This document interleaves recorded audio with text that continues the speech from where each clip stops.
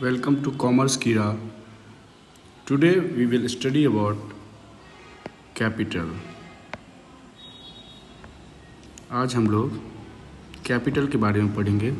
पूंजी जिसे हम हिंदी में कहते हैं पूंजी, तो क्या होती है? तो capital, what is capital? The owner's stake in the business is called capital. Owner, मालिक जो होता है, मालिक का जो स्टेक मतलब हिस्सेदारी, मालिक की जो हिस्सेदारी है बिजनेस में, व्यापार में उसे ही क्या कहते हैं? कैपिटल या पूंजी कहते हैं। और किस तरह से ये हो सकता है? एक्यूमुलेटेड प्रॉफिट्स और इन्वेस्टेड एसेट्स। या तो हम उस पूंजी को एक्यूमुलेट मतलब जमा करके प्रॉफिट जो है हमारा, लाभ को जमा करके हम उस पूंजी को इकट्ठा कर सकते हैं, या फिर हम किसी एसेट्स में, संपत्ति में निवेश करके उस पूंजी को बढ़ा सकते हैं। जैसे लैंड खरीदा आपने 10 लाख में और उस लैंड की वैल्यू हो गई 20 लाख, तो क्या हो गया?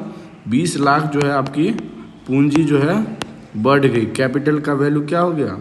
10 लाख से 20 लाख हो गया। तो 10 लाख से 20 लाख जो हो गया, कैपिटल की वैल्यू क्या हो गई?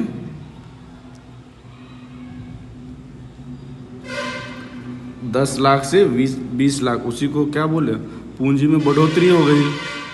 तो ये जो पूंजी में बढ़ोतरी है, ये 2 तरीके से हो सकती है। या तो आप प्रॉफिट को इकट्ठा कर लो, प्रॉफिट को क्या करो? एक्यूमुलेट कर लो, या फिर किसी इन्वेस्टमेंट में, एसेट्स में इन्वेस्ट करके आप उसे पूंजी को बढ़ा सकते हैं। Crucial for business stability and growth. ये क्या है? व्यापार में स्थिरता के लिए। स्टेबिलिटी को क्या बोलते हैं हिंदी में? स्थिरता। स्थिर रखता है व्यापार को। क्या रखता है? स्थिर रखता है, क्योंकि पूंजी के बिना जो है व्यापार नहीं चल सकता है।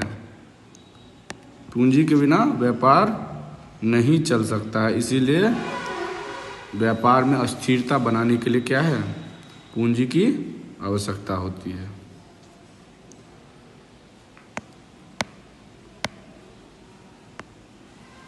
Measured as the residual interest in assets. कुछ एसेट्स अगर बचा हुआ है, उसमें जो हम इंटरेस्ट से कमाते हैं वो भी क्या हो जाता है? कैपिटल ही बन जाता है। अगर किसी पे पूंजी पे हम ब्याज कमा रहे हैं, तो वो भी क्या है? एक फॉर्म का कैपिटल ही हो जाएगा।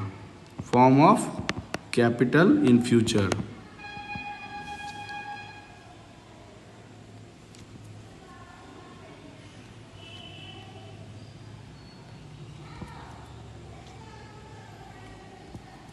Form of capital in future.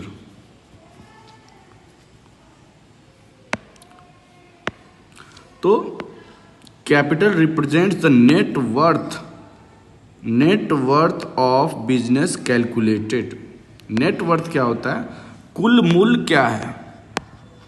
कुल किसी भी व्यापार का मूल्य कितना है, वो इससे मेजर कर सकते हैं।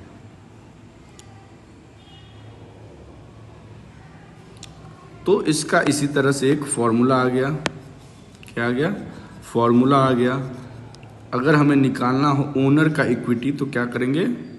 ओनर का अगर हमें इक्विटी निकालना, ओनर्स इक्विटी, तो क्या बोलेंगे? Total assets minus total liability. हम लोग पहले पढ़ चुके हैं एसेट्स के बारे में। एसेट्स क्या होता है, लायबिलिटी क्या होता है, कॉमर्स कीड़ा के यूट्यूब चैनल पे हम पढ़ चुके हैं ऑलरेडी। तो आप अगर नहीं जानते हैं इसके बारे में, तो आप प्रीवियस वीडियो देख सकते हैं। और ओनर्स इक्विटी क्या होता है? टोटल एसेट्स, कुल संपत्ति है, उसमें से अगर हम लाइबिलिटीज़ को, दायित्व को माइनस कर दें तो ओनर्स इक्विटी आ जाएगा।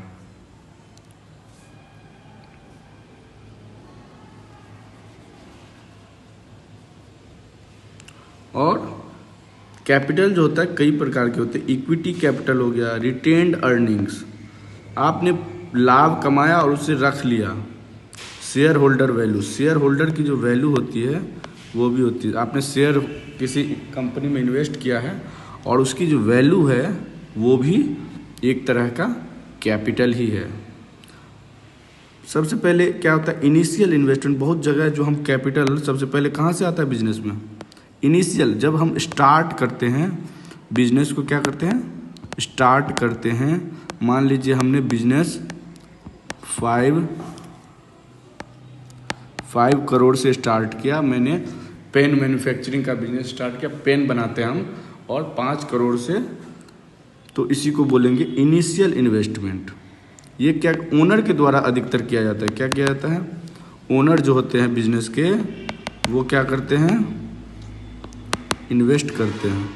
ओनर इस मनी को इन्वेस्ट करते हैं बिजनेस में, जिससे कि वो भविष्य में लाभ कमा सके। रिटेन्ड अर्निंग जो है, रिटेन्ड अर्निंग क्या होता है? रिटेन्ड अर्निंग जो होती है, पुराना पास्ट में जो प्रॉफिट हुआ है उसको हमने रख लिया, रिटेन कर लिया, वो हो गया रिटेन्ड अर्निंग्स।